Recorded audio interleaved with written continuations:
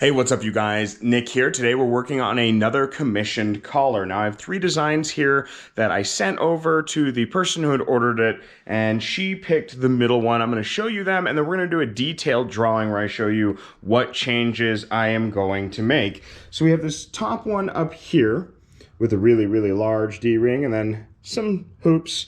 This one here, which is very similar, but we're going to use a choke chain that I've got at the Arc, I think it was, as well as some spikes. She wanted some spikes. And then this one down here. Now, she ended up wanting to pick this one with a holographic green, and she added a couple of spikes to it. Now, we're working at 13 inches. That way, you see, it is a black background on with green holographic. But we are going to draw this back out in more detail with some of the updated materials that we have. So let's jump into that, and let's take care of this blank piece of paper.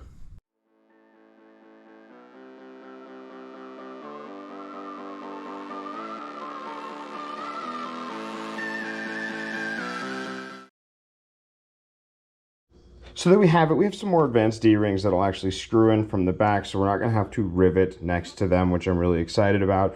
We're going to use these tiny little rings. Well, it might be easier if I just show you. I think it's easier to visualize like that. So as you see, our buckle, again, this is not to scale. 4 small D-rings, 4 giant spikes, 4 small rings, 1 large ring, 4 large spikes, and then a cool swivel D-ring and 4 of these just basic screw-in D-rings. So this will sit like that. That'll go through here, and then the chain will loop through it. Again, these are unwelded rings, so to make it be easier, we're using a black base, 4 ounces, I believe. It might be 8 ounce, actually. It's a little bit thicker. It's a belt blank, and then holographic green. I think she'll love it. We're going to start out by cutting this to size. We're going to try something new. I'm going to try time lapse. That way we're not doing 30-minute videos every single time.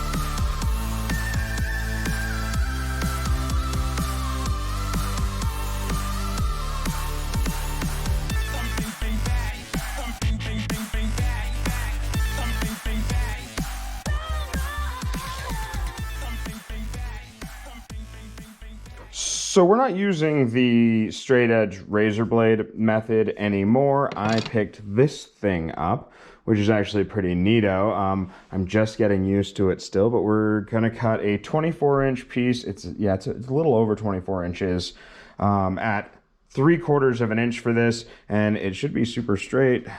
This thing works really well from my tests, and I really like using it. Did it work? No. It didn't. I don't know why. Let's try that again. Make sure I didn't move. So 3/4. 3/4. Nope, you moved.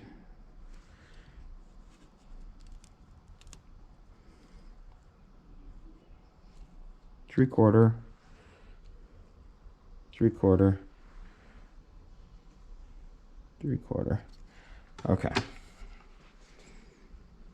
Okay, it's in work mode, so maybe I didn't apply enough pressure.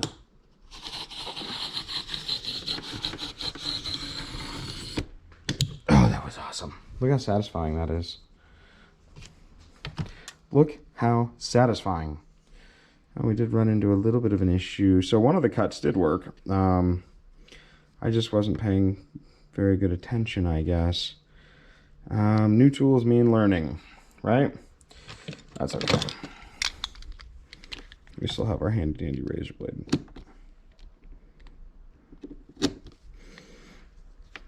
There we go. But yeah, overall, neat.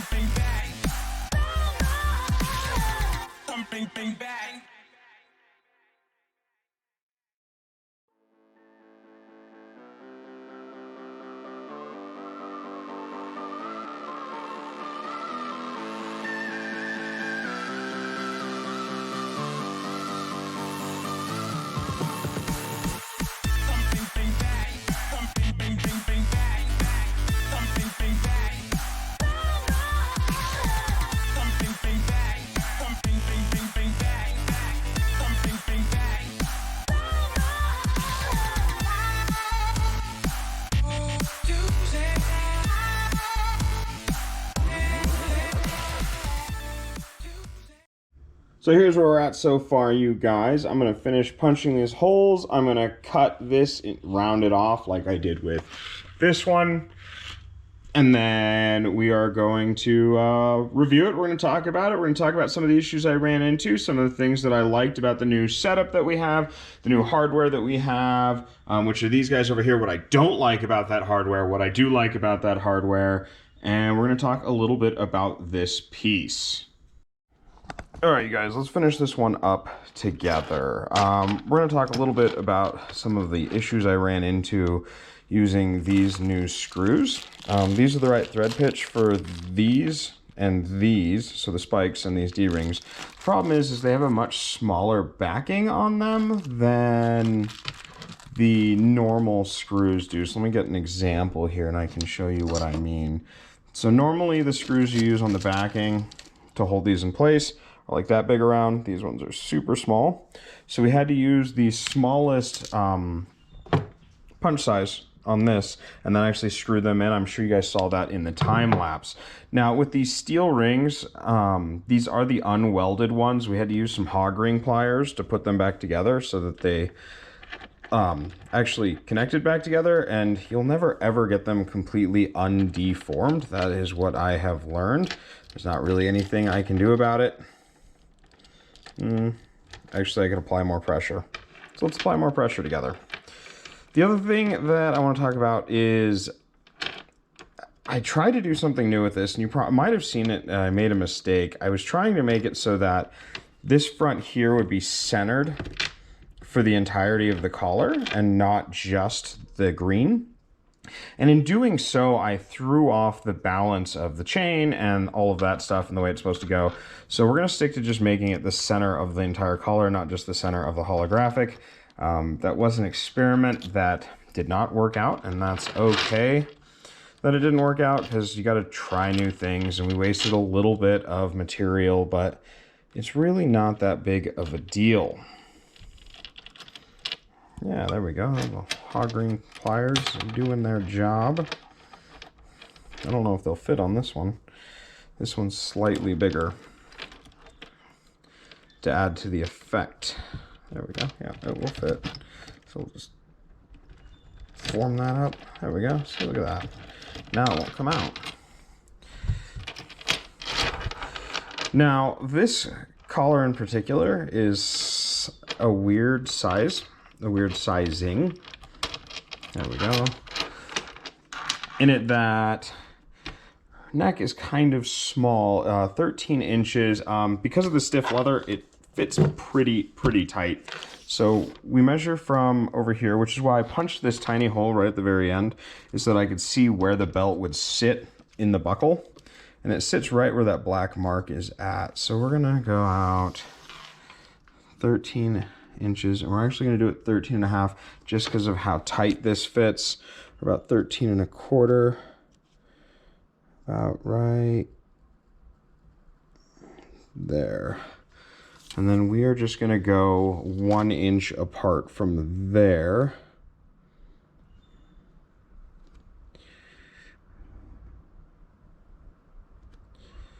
I probably should have gone a little less than an inch, but that's okay. That's not straight.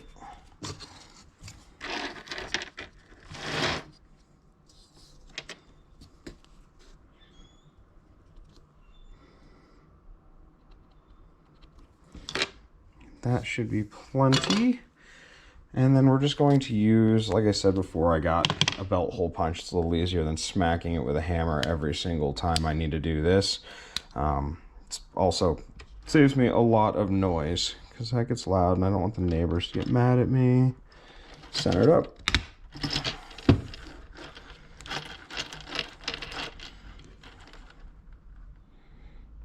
Center it up.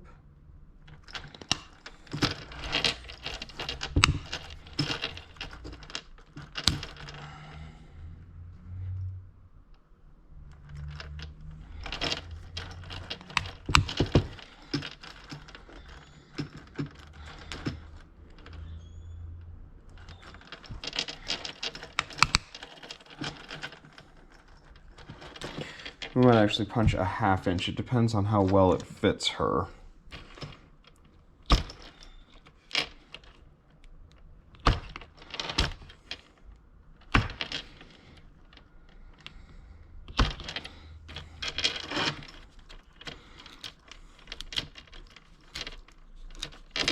They'll order new bits already soon. So the way I round this end off is I want to get a uniform edge. Circles are not my specialty at all, even in the slightest. So I'll just center this to the best of my ability. We're gonna go all the way out to that circle. Save as much of the leather as we can.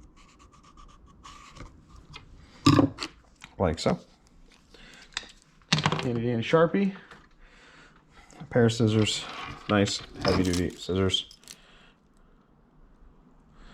We'll just cut along the line.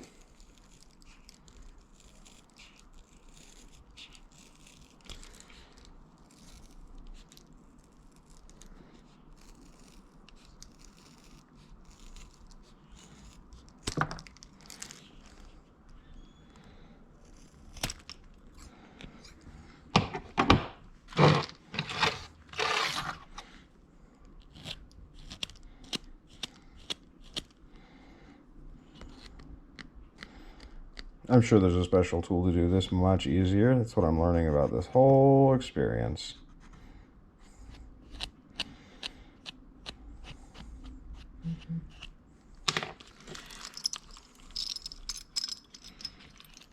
That's where she said her neck is at. Realistically, it'll probably fit best right there. And very easily closes. There we have it. Let's talk about it. This is probably my favorite piece so far. And like I was saying before, these things here, I had to use these little tiny screws to hold them in. We're gonna take a better look at those in just a second. But I'm just trying to figure out some last minute things. I'm probably gonna glue this into place straight up and down so that it has a nicer look. But overall, I like the color that she picked. I like that the chain work goes pretty much all the way around. That is pretty much centered with the buckle, so it'll fit well. The buckle might be a little off center while she's wearing it, but that's okay. Really, I wanted to make sure that the rest of it was symmetrical. She went with the really long spikes, which I think was a very good idea on this one in particular. And I am now apparently taking commissions. I say apparently, but I am taking commissions if you're interested in one. I do have an order form. It'll be down in the description. You can get a look at the different colored materials I have. Spike lengths, D-rings, circle rings, all that kind of stuff. Right now we're primarily working with black leather, though I do have a little bit of this red leather left over. At least of the time of filming this video. I will put in the description, or I'll have a little pop-up title say whether or not that is true. So let's take a look at the back of this. So the really big screws you see, those go to the spikes, and these smaller black screws, they go into the D-rings, these ones right here, and then this middle D-ring got a big one as well. Now, I'm not too content with how small those heads were, but after doing a little bit of testing and found that my punch will actually punch small enough where those have to thread into the leather, I am not concerned with those coming out. I do offer warranties on these things, so if I need to fix it or repair it, or if it deteriorates, like, we can get that done. But yeah, overall, I think it came out really, really awesome. So I want to thank you guys for joining me in my garage today as we built another commission. Now, this channel is not just going to be collar making. I do have prop videos coming up where we're going to play with a little bit of Eva foam. You can see my project that I've started so far, making a Bowie knife, and we're going to see how that goes. I need to get some Plasti Dip and some paint and some Dremel wheels, and that video should be out shortly. So I'll catch you all on the flip side. Bye.